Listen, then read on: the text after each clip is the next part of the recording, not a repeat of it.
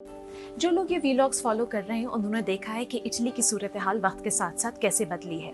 शुरू के अंदर लॉकडाउन के अंदर मैंने ये वीलॉग्स किए अपने घर के अंदर से, फिर थोड़ी नरमी हुई तो मैंने आपको अपना शहर दिखाया, मजीद नरमी हुई तो हम एक और शहर भी गए, लेकिन हम अपने इलाके से नहीं निकल पा रहे थे। अब हमें इजाज़त है कि पूरे इटली में सफ़र कर सकते हैं, तो आज हैं हम इटली के दिल टस्कनी में।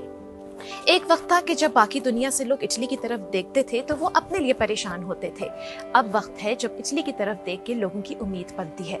लेकिन ये जो नतीजा है ये कोई जादू की छड़ी से नहीं पैदा हो गया है। इसके पीछे हुकूमत की पॉलिसीज हैं और यहाँ के अवाम का ताउन। और इसकी बड़ी मिसाल टस्कनी का ये छोटा शहर कोर्तोना है। यहाँ पे शहर में 4 महीनों में सिर्फ 2 केसेस देखे गए, और जहाँ ये जो इलाके हैं आसपास अगर इनको भी मिला लिया जाए तो फरवरी से सिर्फ 18 केसेस देखे गए। लेकिन ये इलाका भी 10 मार्च से सख्त लॉकडाउन में था। जाहिर है कुछ लोग जो है वो इस बात से खुश नहीं थे क्योंकि उन्हें बड़ी कुर्बानियाँ झेलनी पड़ी, लेकिन बेशतर लोगों का यही कहना है कि लॉकडाउन ही वजह थी कि यहाँ के जो 2 केसेस हैं वो 3 ना बन पाए। इस शहर का जो मेन जरिया माश है वो सयाहत है, और टूरिज्म इटली का सबसे ज़्यादा मुतासर होने वाला सेक्टर है, जिसके अंदर 15% इटालियंस जो है वो काम करते हैं। कोर्तोना के अंदर 6% एम्प्लॉयमेंट जो है वो कम हुई है इस अरसे में। टस्कनी के कुछ इलाके हैं जहाँ 30% कमी हुई है एम्प्लॉयमेंट के अंदर।